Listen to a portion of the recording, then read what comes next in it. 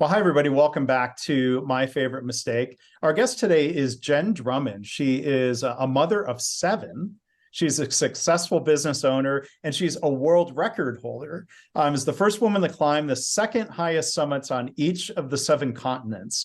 She now spends her time inspiring others to create a thriving business and a lasting legacy of their own. So before I tell you a little bit more about Jenn, welcome to the show. How are you?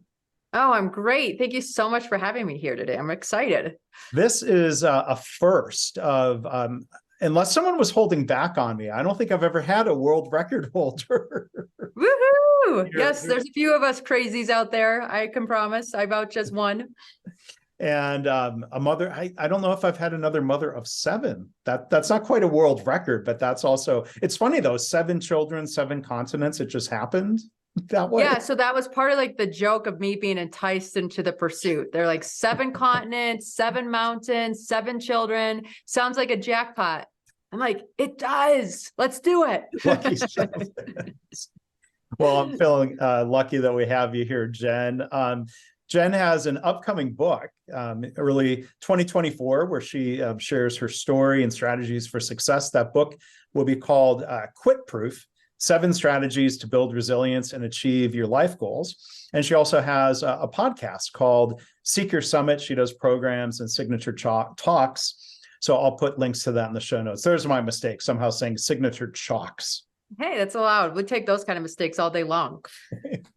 Little mistake, just a little chuckle there. So we'll talk more about the book and the podcast and other things that you do, Jenn. But of all of the different things you've experienced, I'm really curious to hear. What would you say is your favorite mistake?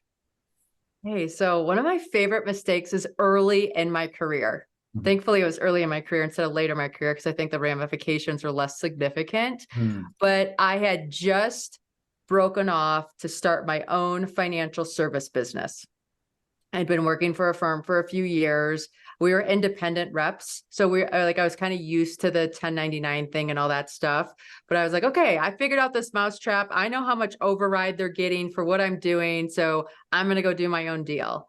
So I set up an office and I was so focused on what the office looked like. The color copy machine, having the name outside the building, having all these little offices, a receptionist. And I mean, before it was me and I had an assistant. Now all of a sudden I got this office space where I had tons of space. And I'm like, okay, well, we're going to make this all pretty. And then clients are going to come to us. And I wasn't spending time on getting clients or recruiting other reps. I was spending time on making the office look good. And so you can imagine how that fast forwards a couple months later and the bills are coming in and all of a sudden I'm like, oh, wait a minute. Really, I'm in sales as a financial advisor. I need to get back to the sales thing instead of like having this office be so pretty with plants and everything else. I mean, when the color copy machine bill came in, I was like, okay, no one's printing anything else in color. This is ridiculous. Like, what's going on? And it was just, I had this idea of what everything should look like instead of allowing things to organically build and come about to what they were going to look like. And the crazy thing is I had a client that was the CEO of a credit union. And at that time, she was looking at getting into financial services because the laws had changed. So now credit unions were allowed to offer financial products that were used to be limited to only banking institutions. And so then I'm like, hey, I can do that. I can do that. And she's like, oh, okay, perfect. We're interviewing advisors now. Why don't you become one of the people that's interviewing? So I go to interview. They give me the contract. And all of a sudden, I'm not even blasting my name anywhere, right? Like we did a white label situation where the credit union could build up their name. We did a revenue sharing agreement between the advisor, myself, and the institution, and handled all the back office stuff behind the scenes. So here I spent all this money into having it look a certain way, and the opportunity actually had it look an entirely different way. And luckily I wasn't so ingrained to being a certain way that I went with the flexible mindset and started building this business as a white label platform for institutions. Yeah. And had I not done that, we would have been closed by the end of the year. Wow. Yeah. I mean, you you mentioned how it was good in a way for, a mistake like this to happen early in your career. Maybe, there's less at stake early on, as stressful as it might be. But I mean, I'll give you credit. At least you recognized the situation early enough to be able to pivot, that you weren't too stuck or too stubborn. I mean, I think that's worth celebrating, of recognizing the mistake and finding a better path forward. Yeah, no, I think a lot of us, and I know I'm prone to this at times too. Like, I want the redemption in the same location, right? Like, instead of being like, hey, I dumped all this money into this idea, but this other idea took off. Okay, I needed to spend money in this idea for that other idea to take off. I don't need to keep dumping money here, hoping this idea will eventually return. It did return. It just returned in a different space than what I thought it was going to look like. And the more that we can say, hey, I don't need to get this from where I put it. I just need to get it. And wherever that comes, that's kind of part of the process, the better off you are. Because I've been that person who's gotten rigid and is like, no, we are making this work. And the universe is like, actually, you're not. And we're going to keep reminding you that you're not, until you can open your eyes up and see the opportunity that's in front of you and go towards that opportunity. Because I mean, I think there's a tough balance, as you're describing there, of possibly making the mistake of giving up on a path too quickly. Or the mistake of sticking with it too long. Like, all that is just, a series of judgment calls along the way of, not bailing out too quickly. Do we stick with it or do we pivot? But it's, it seems like it was, I guess, fortunate that other opportunity to pivot presented itself to you, or may have worked out differently. Yeah, no, 100%. I'm so grateful for that opportunity. I'm grateful that we didn't have enough time resources to keep both ends going. It was like, hey, we only have this many people. So we only have this many people and this thing's running. We got to catch the fish that's on the line and not throw more lines in the water. And so that's where all of us got directed into that effort. And then as we started building out and having these relationships, we did still have clients that didn't come through that channel. And then we could start building out that piece as well. But it didn't end up being our forerunner. It ended up being kind of like a fill-in after things got established with what was running. Yeah.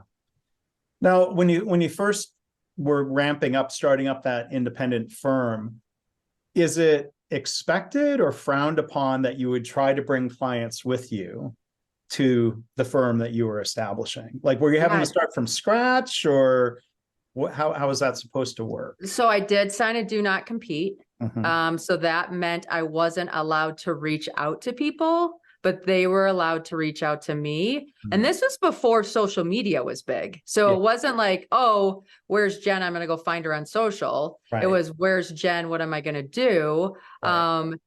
But in financial services, and I think a lot of businesses, people build the relationship with the advisor, right? And so those people found me pretty organically. And once one person found me, they were like, well, I referred you to this person, so I'm going to let them know. And it came around pretty quickly. So that was good. But you step out into that unknown and you're like, I hope. And it's just, those big companies will sue you. So it's not like you're going to play games with it. I was not playing games. It was not worth it. I'm like, listen, it will all work out. And it did, but it is a leap of faith for sure. Yeah. So then how did the life cycle of that firm play out? And was this before you had any of your 7 children? I'm just curious to hear a little bit more of both the business and the life story of how this progressed for you then. Okay, so what happened was, I got the relationship with the credit union, and I went in there and I did it all, right? Like, I was the advisor. I was working out all the bugs, and I just wanted to learn it firsthand. So I knew what was working, what wasn't, what to expect, what not to expect. And lucky for me, her second in charge used to own a marketing company that marketed to credit unions. So he kind of put me under his wing, and he's like, hey, Jenn, this is going to be a big thing for credit unions. This is just now getting legs. It's a brand new concept, but credit unions are interested in having this extra line of revenue. So you should really consider doing this. And I'm like, oh, okay. He's like, there's going to be a conference coming up that is going to have a lot of CEOs there. And in the credit union industry, they share ideas, because if you don't live, work, or worship in that area, then you can't be a member. Mhm. So if there's a 4-hour drive between branches, then those two credit unions can share ideas, because they're not like stealing each other's clients, if that makes sense. Mm-hmm. So I'm like, oh, okay, so that's interesting. That's been the value of niching down, right? Like this niche all collects, and then you kind of penetrate and build a reputation there, and then can expand. So I set up a booth. I'm like, okay, we're going to try to get 5 institutions. And when we get those 5 institutions, we're going to build them up and do this thing. And we got 13, because we were just first to the party. So there wasn't a lot of competition in the beginning. Yeah. And so there's a huge advantage to timing in all businesses. And so we got 13. It was hard to find reps. I didn't, you have to all of a sudden recruit all the people to fill the relationships that you just established.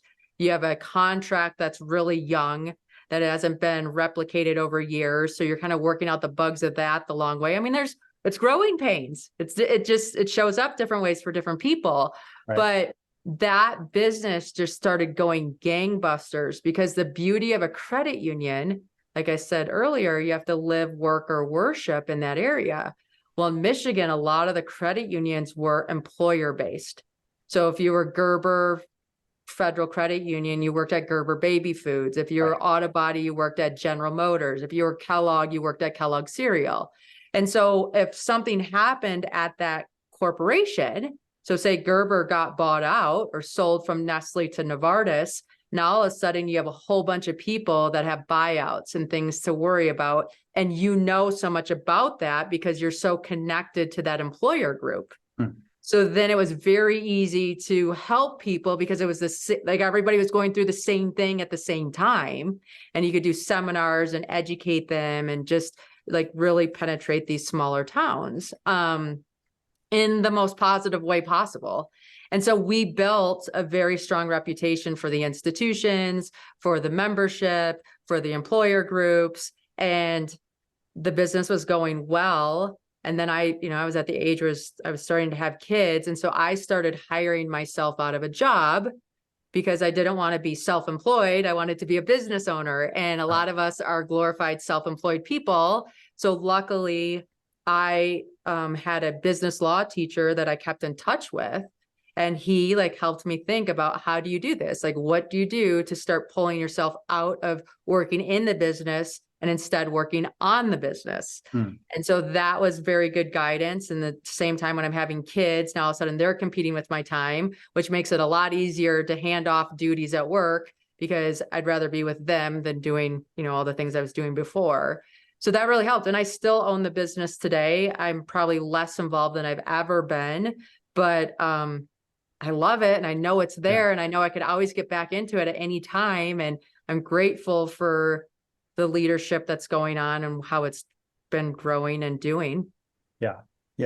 Well, that's a sign of real progress in a business, as you were saying, that you don't have to be involved in every detail. You can take time away for whatever reasons, including climbing mountains and spending time with family and what other sequence. Like, there's a book I read probably at least 20 years ago called the E Myth, E for entrepreneurship myth. And like the thing that sticks out with me about that is, like, when you start a business, are you just or you're just creating a job that now you can't ever take away from. Right. Your old job didn't give you enough vacation. Sometimes when you start a business, your new one didn't either. Yeah. Yes. Right. Yeah. So I'm glad to hear you still own the business, and it's allowing you to do other things. So can you tell us a story around, there was a second story that you were going to share that was a little bit more on the personal side, in terms of, I think, putting business or other things on hold. Yeah. So, I got into a horrific car crash in 2018. And prior to that, I was just coasting a little bit. I was doing the kid thing. The business was kind of running by itself. You get into a situation where your life flashes in front of you.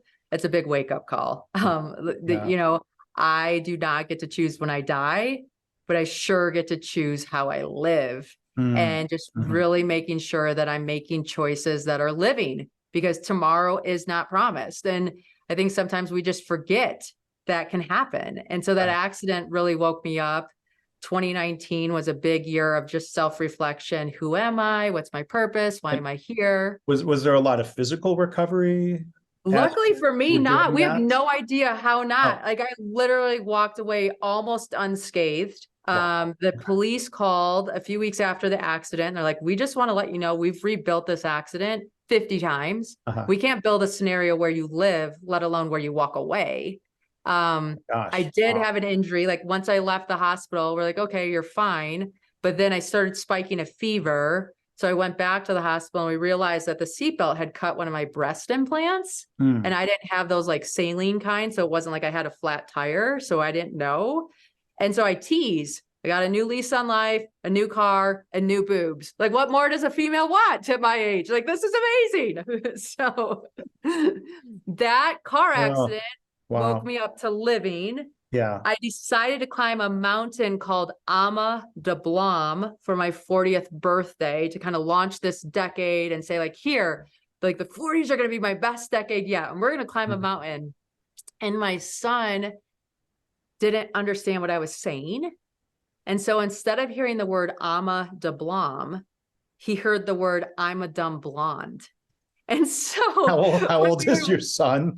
He was like 9. Okay. And I'm like this homeschool teacher while I'm training for AMA because COVID hit the scene and no one's doing anything. And I'm trying to give him this pep talk of, we do hard things. Like, you got this math assignment, don't worry. And he looks at me and he goes, if we do hard things, I don't know why you're climbing a mountain called I'm a dumb blonde instead of a real mountain like Everest. And I joke about this mistake of how he heard that. Because I'm like, finish your homework. We'll look at Everest. So he finishes his homework. We look at Everest. He goes to bed. I still look at Everest. And I think, you know what? If this is the hardest mountain in the world in his mind, I'm going to climb it.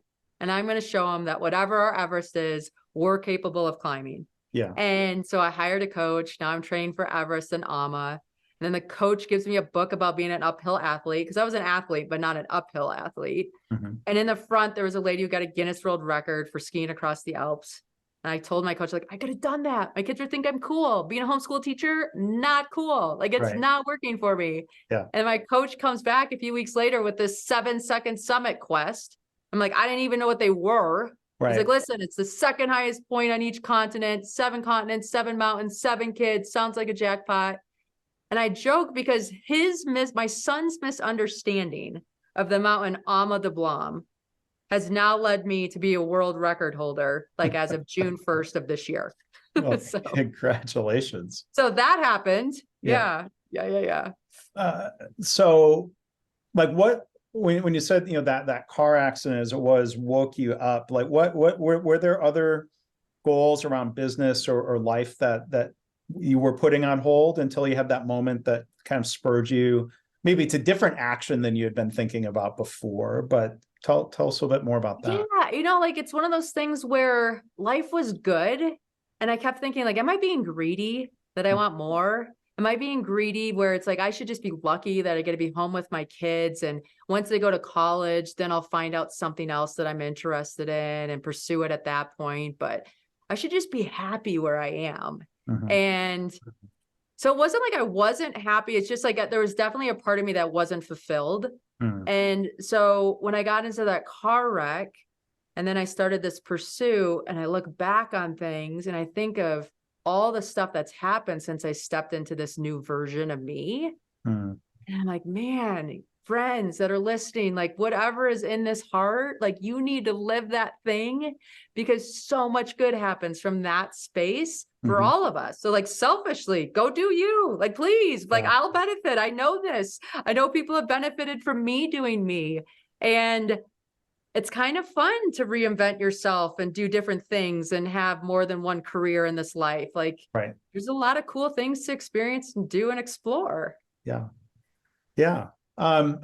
do want to ask a couple of other questions about the climbing and the mountains and some of the point there. So, like, of the 7 continents, is Antarctica the hardest to access and get to to be able to even climb anything? Tell us about that. Oh my gosh, like Antarctica is crazy. So you have to fly into Punta Arenas, Chile, which is like this teeny tiny little town that has about 0.0% population. And you fly a 747 from Chile down to Antarctica. And the reason why you fly that plane is because if there's a cloud in Antarctica, then the plane can turn around and you can land back in Chile safely without ever needing to land. Because there's no runway, there's no control tower. You are like, the plane is determining its depth perception by shadow. And so it has to have sun to be able to land, to know its depth, to know like it's landing on this ice runway, which is just bizarre to think about. And so it's really unique getting down there. And then once you're down there, it's fascinating because there's no life. Like when you're in the middle of Antarctica, there's no trees, there's no plants, there's no bugs, there's nothing. And so the only colors you see are the blue sky, the yellow sun, white snow, and black rock. There's no other color. There's no smell. There's no nothing. And so there's so much sensory deprivation that it really like is a little eerie at first, but then you get used to it. You're like, oh man, we're such adaptable creatures. But like having that lack of visual stimulation really focuses on what's at hand. You don't have anything that's distracting you at all. Other than like freezing cold. I mean, like it's freezing. What was the lowest temperature? And as you're climbing, I mean, does it get colder? It's just baseline Antarctica already. Oh, it's cold. It gets colder as you go higher. I brought an 8,000 meter suit. So I think Antarctica, and I don't remember exactly, I think the peak was like around 16 or 17,000 feet. Wow. But I was wearing an outfit that you'd wear to climb Everest. So like 29,000 feet. So you can dress for it. The nice thing about Antarctica in the center is it's a dry cold.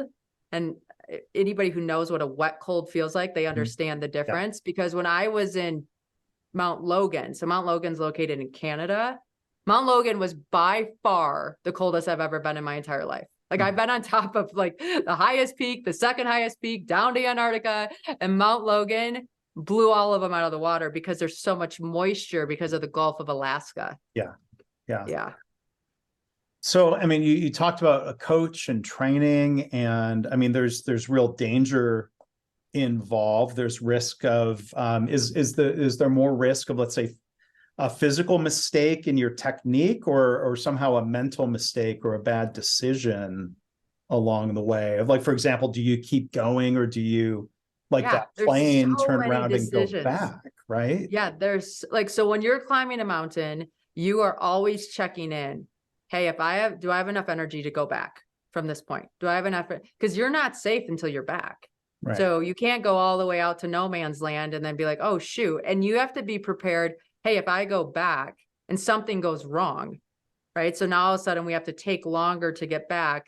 Can I make it? It's always just like in business, you're never 100% comfortable, but you're making decisions on, okay, if I carry this jacket, I'm going to be warmer, but I might only need this jacket for an hour. So do I want to carry this jacket for 30 hours for the potential that I need it for an hour? And how much energy is it going to take for me? And how much, like, so when you're making business decisions, right? Like I want to have this much here to cover us if X, Y, or Z happens, but then how much is that weighing us down to have that safety net? So it's fascinating how much mountaineering has to do with running a business because they're so similar on so many levels. And you always have to be like, okay, here's the decision I'm making right now. Where does that put me tomorrow? Where does that put me in my next step? Where does that put me like down the road? And the weather might change. You're always playing. I mean, you're being aggressive, but you're being conservative at the same time. Yeah. I mean, there's fascinating parallels. You're right to, stories you told earlier. Do we keep going? We don't know exactly what's ahead. Somebody might be advising us what to do. I mean, and I'll give you credit. I heard, 2 times where you were open to taking advice from somebody else and, trying a different approach at 2 different points in your business that would probably serve you well, in the dangerous pursuit of mountain climbing to rely on advice and rely on advice. And you got to trust your own instincts. So when I went to K2 in 2021, we were acclimatizing on a mountain next to it called Broad Peak, because K2 is so dangerous. You try to keep it off of it as much as possible. So we're on Broad Peak and things aren't going right. The ropes aren't set up. We were short on oil. Like, we didn't have enough oxygen. Like, there's just a lot of things that are like, man, you can absorb one of these mistakes. We cannot absorb like 7 of these mistakes. And so we got to this point on the mountain and I'm like, guess what? This isn't my mountain. I'm just doing this to acclimatize. I do not need to touch the summit. This does not feel right. I'm going down. And it took me like 30 minutes to get somebody else to go down with me, because everybody was there and was summit hungry. Well, we went down. I'm kind of angry about how this whole thing went down. I go all the way to base camp. I go to bed. I get a knock on my tent at midnight. Hey, Jen, there's a problem. I'm like, oh, really? I mean, I didn't mean to say, but I'm like, really? And they're like, yeah, somebody fell in a crevasse and there's 20 people trapped up there. Everybody's exhausted because this took way longer than expected. They're out of oxygen. Like, what do you know about that point? I'm like, I don't have any help for you. Like, I'm sorry. We're done. I mean, we're days from where we are sitting to be able to get back up there and help them. Yeah. And so when you're in business, you still need to make decisions based on what you feel is right and where your risk tolerance is. And it's sometimes harder when the momentum is like, let's go summit, and you're that close. But again, you got to remember, like, winning is coming home alive. Yeah. Yeah. Yeah.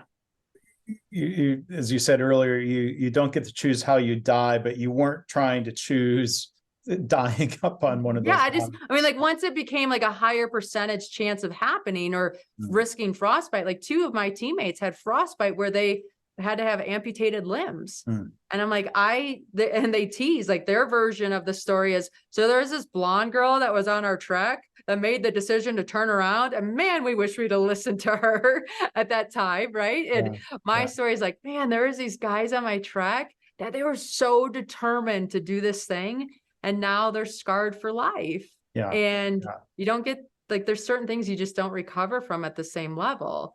And another thing to consider is, like, big mountains take big teams. If you want to build a big company or you have a big vision, you're going to need a big team for that to happen. And so are you setting yourself up to have a big team to hit the summit? Yeah. Well, again, our guest today is Jenn Drummond. And Jenn, I love how you connect these stories and stories and lessons from the climbing to the business world. And so let's well, first off, I have to ask, though, is there any future climbing?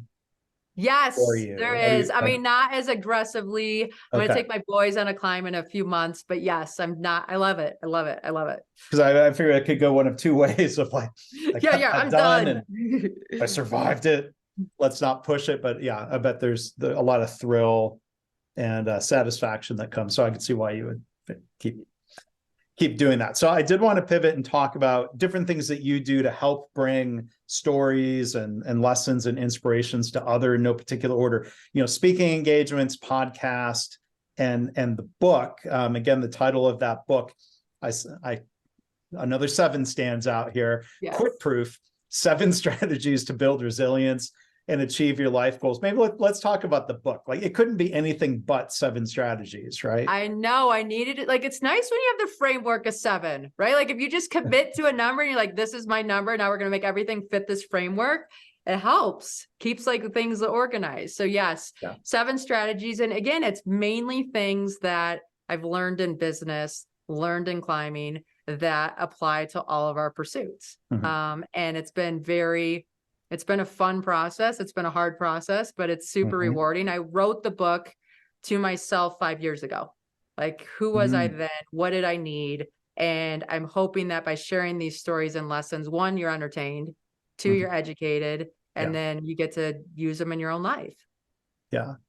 As an author, I've never climbed a mountain, so I'm not, well, I've climbed a small mountain in Phoenix, Arizona. How's that? So wait, it counts. All mountains count. Okay? Camelback all Mountain. Mountains count. It's a mountain. Yeah. I have climbed a mountain, but that's difficult. I mean, writing a book, is a challenge. I'm curious, like, how did that go? The process of writing and now waiting for the publication, or maybe there's still editing going on.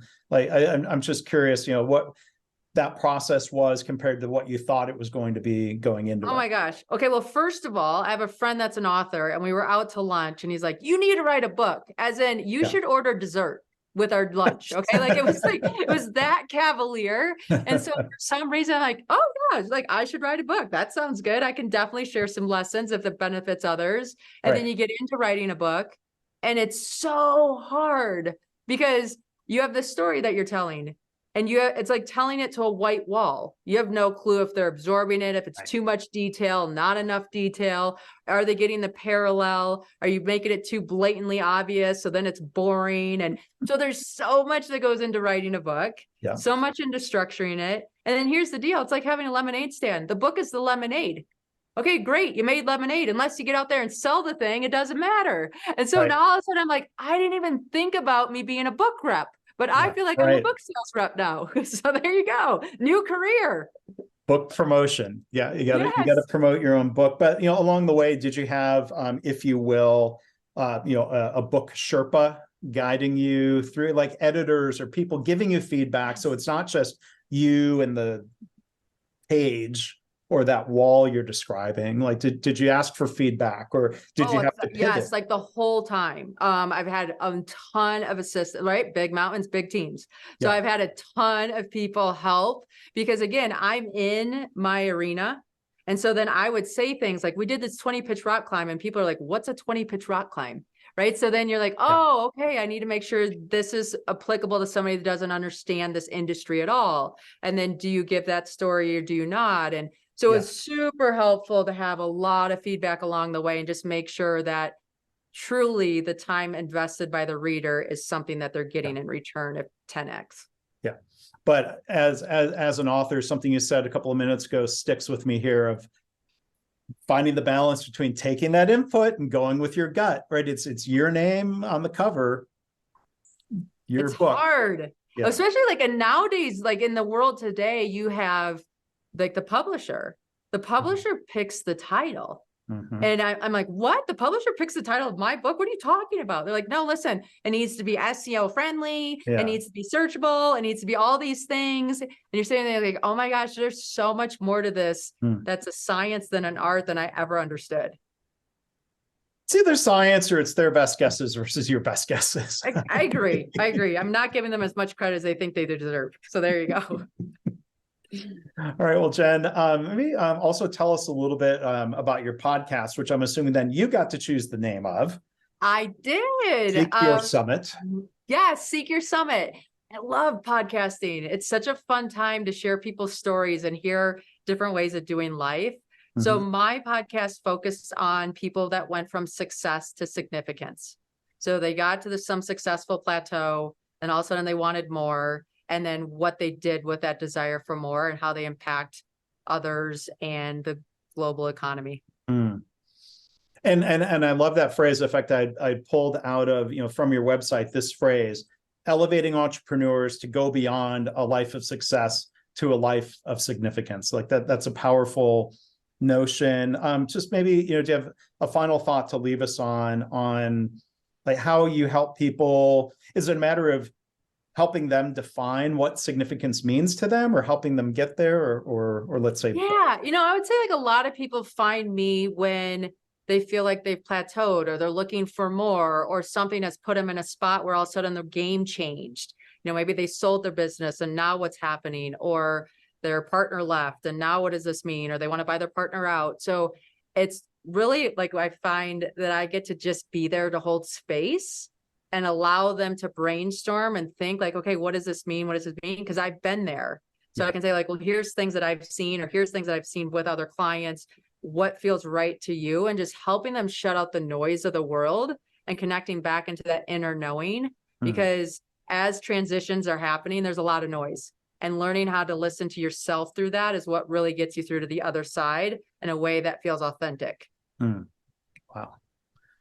So thank you for that, Jenn. And I hope people will come check out the book and the podcast and learn about the speaking that you do, don't make the mistake. It's Jenn with 2 N's. Yes. JennDrummond.com. I'll put a link in the show notes. And before we go here, I got to do the goofy Michigan thing, because we talked about this before. I know you're in West Michigan. I'm in, I grew up, we're going to do the mitten thing. Yes, of course. Mitten with the mitten. We cannot get rid of our mitten. This is only, if it's good, it's only good for you too. But yeah, I grew up around here. You can do the hand and point roughly, vaguely over. Yeah. And I grew up on the other side over here. Yep, we're over other sides. I love it. I know that's riveting listening for those just on the yes, audio. Yes. You guys just have to imagine with your minds. But again, Jenn Drummond, our guest today, upcoming book, January of next year, Quit Proof: 7 Strategies to Build Resilience and Achieve Your Life Goals. And the podcast again is Seek Your Summit. Jenn reached 7 summits. Congratulations on that. And thank you so much for being here today. Hey, thank you for having me. Yeah.